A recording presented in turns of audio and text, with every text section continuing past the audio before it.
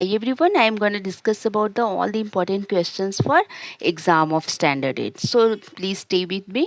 सबसे पहला है what is the difference between a physical और केमिकल चेंज। तो इन दोनों के बीच चेंज तो आपने पढ़ा ही है, but quick revision point of view से वैसे वैसे चेंज जो कि बस सब्सटेंस के अपीयरेंस इन द सेंस कि उनके फिजिकल मतलब देखने में रंग रूप और शेप के अकॉर्डिंग जो चेंज होते हैं, और जबकि कोई केमिकल कंपोजिशन बिल्कुल अनचेंज्ड होता है, वैसे चेंजेस को हम फिजिकल चेंजेस कहते हैं।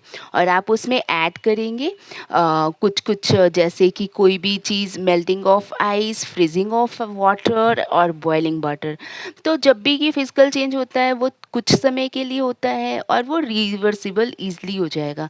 जैसे वाटर आपने बॉयल किया तो फिर से वो कंडेंस होकर के फिर से वाटर बन जाएगा। अगर वेपर बन गया है तो उसे एक ढक्कन से ढक देंगे तो वो वापस अपने चेंज में ओरिजिनल वाले में आ सकता है। तो वैसे चेंजेस को हम काउंट करेंगे फिजिकल चेंज। और केमिकल चेंजेस क्या होता है, वैसे चेंजेस जिनका बिल्कुल केमिकल कंपोजिशन चेंज हो जाता है and a very new substance is formed.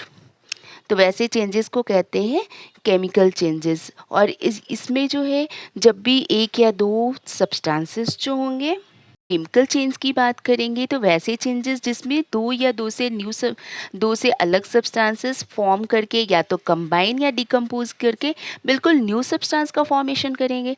और ये चेंज जो होता है बिल्कुल नया कंपाउंड का फॉर्मेशन होता है, ये रिवर्सिबल नहीं हो सकता है। एक बार जो चेंज हो गया वो परमानेंट चेंज हो गया। तो ऐसे चेंज को हम बोलेंगे केमिकल चेंज। और इसमें हमेशा एक प्रोडक्शन ऑफ एनर्जी होता है जब भी केमिकल चेंज होगा। जैसे रस्टिंग ऑफ आयरन है, बर्निंग ऑफ वुड या चारकोल है, ये सब जो है केमिकल चेंजेस है। जैसे दही का बनना हो गया, ये सारे केमिकल चेंज है जो वापस से वो रीयूनाइट नहीं हो सकते, वैसे चेंजेस को chemical change. Coming to the next question. अब सॉलिड, लिक्विड और गैस आपने तो मैटर में पढ़ा ही है। सॉलिड वैसे पार्टिकल होते हैं जिनके आपस में जो मॉलिक्यूल होते हैं बहुत कॉम्पैक्ट होते हैं, जिसके चलते उनका डेफिनेट शेप एंड वॉल्यूम होता है। ठीक है, तो ये हो गया सॉलिड। लिक्विड में जो पार्टिकल होते हैं वो टाइटली पैक्ड ना होते हैं, जितना कि सॉलिड में होता है उतना कॉम्पैक्ट नहीं होते हैं, जिससे पार्टिकल ईजिली मूव कर सकते हैं। और इनका फिक्स्ड शेप तो नहीं होता लेकिन वॉल्यूम फिक्स्ड होता है। जिस कंटेनर में डालो वॉल्यूम उतनी ही रहेगा, लेकिन वो कंटेनर का शेप ले लेता है लिक्विड। और गैसेस क्या होते हैं, उसमें मॉलिक्यूल जो होते हैं एक दूसरे से बहुत ही फार अवे रहते हैं। तो बहुत फार अवे होने के कारण वो ईजिली मोबाइल होते हैं, और इनका ना तो फिक्स्ड शेप होता है और ना फिक्स्ड वॉल्यूम। तो एक दो मार्क्स में अगर ये क्वेश्चन आएंगे तो you have to write down just the simple definition. अब है हमारा फोटोसिंथेसिस। फोटोसिंथेसिस वैसा प्रोसेस होता है जिसमें green plants will make their own food due to presence of chlorophyll. They will use the sunlight and the environment का CO2 use करते हैं, और वाटर जो हम देते हैं तो CO2 और वाटर मिल करके एक सब्सटेंस बनाता है जिसको ग्लूकोज बोलते हैं। और ये सनलाइट में ये प्रोसेस होती है जिसको कि फोटोसिंथेसिस में हम ये लिख देंगे CO2 और H2O कंबाइन करके ये एक ग्लूकोज का फॉर्मेशन करता है C6H12O6। ये बहुत ही सिंपल सा है। और साथ में क्या देता है, ऑक्सीजन। इसे हम बैलेंस कर देंगे, 6 कार्बन है तो 6 यहाँ, 6 12 हाइड्रोजन यहाँ हो गया, 6 ऑक्सीजन यहाँ है तो यहाँ भी 6 2 8 6 12 6 18 है ना।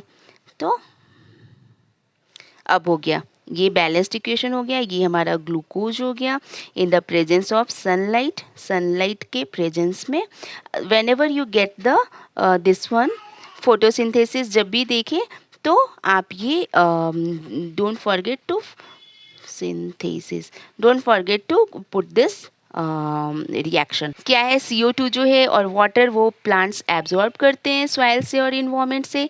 सनलाइट उसे एनर्जी देता है और जिसकी वजह से और सनलाइट उसे एनर्जी प्रोवाइड करता है जिससे वो प्रोसेस हैपन होता है। और क्लोरोफिल क्या होता है, वो ग्रीन पिगमेंट प्लांट्स के ग्रीन पार्ट्स में होते हैं जो कि एब्जॉर्ब कर लेते हैं सनलाइट को, और उसके जब ये रिएक्शन जब होता है तो रिएक्शन के कंसिक्वेंस से हमें ग्लूकोज का फॉर्मेशन होता है जो प्लांट्स का खाना होता है। जितना खाना होता है वो जाइलम टू फ्लोएम तक पहुंचाया जाता है ट्रांसपोर्टेशन के थ्रू, जैसे हमारे बॉडी में होता है, और वो फ्रेश ऑक्सीजन इन्वायरमेंट में प्रोड्यूस करता है। तो this is all about the photosynthesis. Coming to the next question, what is the significance of earth's atmosphere. तो हम जानते हैं कि हमारे चारों ओर, अर्थ के चारों ओर एक लेयर होता है। लेयर जो क्या है, पूरा एटमॉस्फेयर है, एयर का ब्लैंकेट के रूप में होता है जिसे हम एटमॉस्फेयर करते हैं।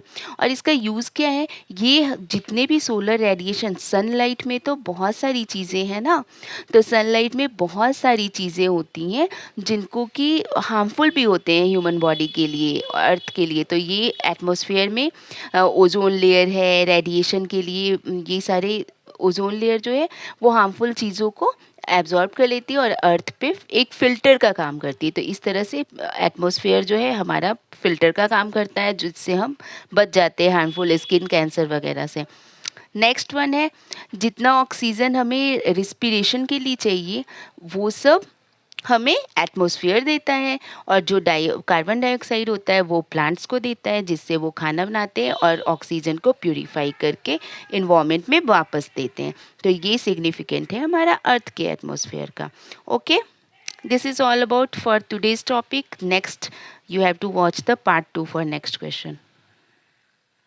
के एक दो पॉइंट्स और हैं, जैसे ये हमारे ग्रीन हाउस इफ़ेक्ट के द्वारा टेम्परेचर को रेगुलेट किया जाता है, और इट कंटेन्स नाइट्रोजन जो कि प्लांट्स के ग्रोथ के लिए ज़रूरी होता है, और बहुत ज़्यादा टेम्परेचर डे और नाइट का ये बैलेंस करता है। कौन, हमारा एटमॉस्फेयर। तो this is all about the atmosphere का हेल्प।